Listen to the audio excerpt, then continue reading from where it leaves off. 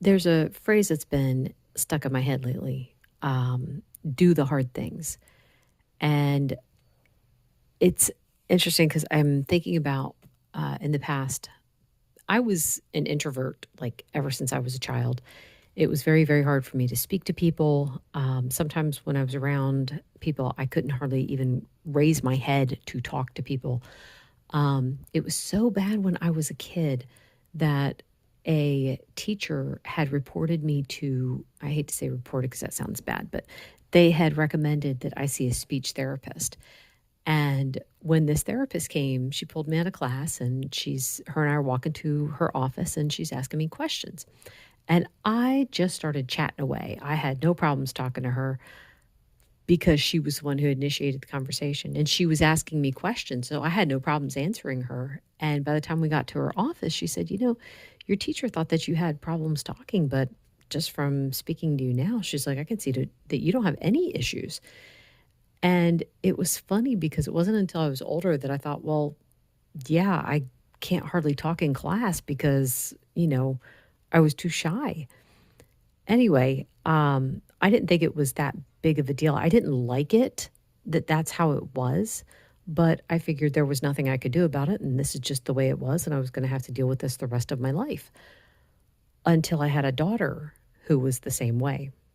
And it was tough because we would go out to dinner and, we had the girls, we wanted them to practice being able to talk to people. So we would have them give the waitress their order. We'd have them practice it ahead of time if they were, feeling like it was too difficult or whatever. We'd say practice it ahead of time. But my middle daughter had such a hard time with this, and she had what we called the resting death face. So it's like she just looked absolutely miserable, but she wasn't. It was just too hard for her to talk to the person. We had her do it anyway because that's what you have to do in life. You have to be able to communicate.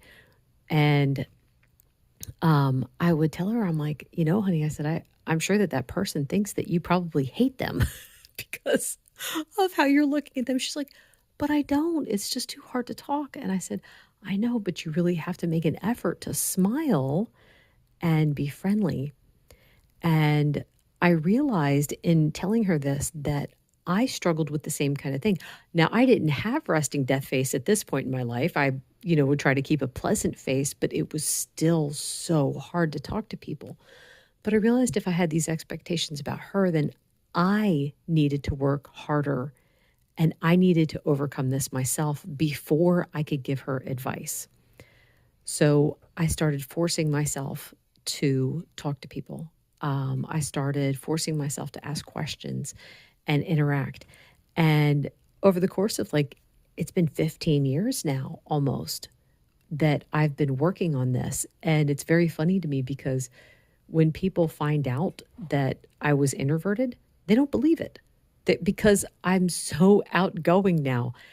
And I'm surprised myself that no one ever picked up on it, even when I was as an adult. I remember going to an interview for a new job. And after the interview, I got to chit-chatting with the ladies who were, performing the interview. And the thing is, we knew several mutual friends and stuff, and we started chatting. And they were saying how confident I was during the interview.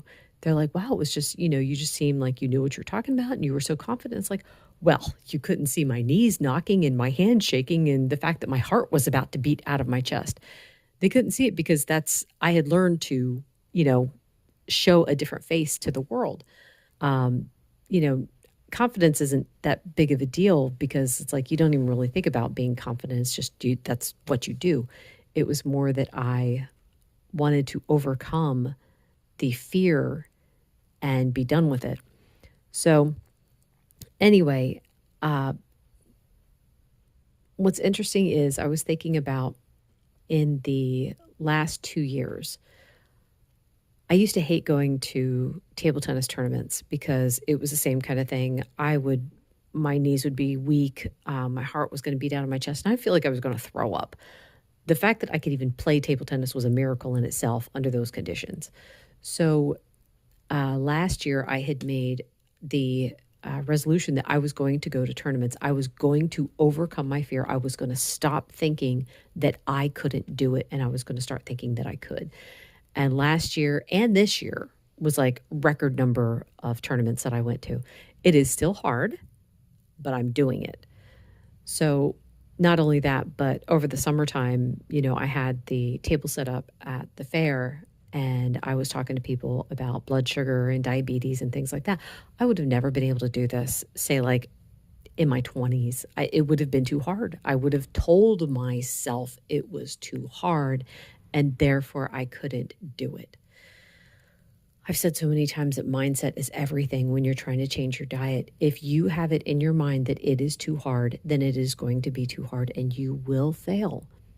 But if you have it in your mind that I'm going to do this thing, you will overcome. You will be able to do it. So that's the whole point of this. It's like, I can't believe how much I've turned things around in the last 15 years, where as I thought these things were too hard, now it's like, well, it's hard, but I'm going to do it anyway because I know that good comes from doing the hard things. It's the same thing with diet. Good will come from doing this hard thing and you won't regret it. You're never going to regret not having a donut. You're never going to regret not having the dessert at the restaurant. You might think to yourself, well, it was probably good. Yeah, I'm sure it was good. But let's be honest, you already know what it tasted like. You already know. Anyway, that is all for today. Thank you so much for listening. Bye.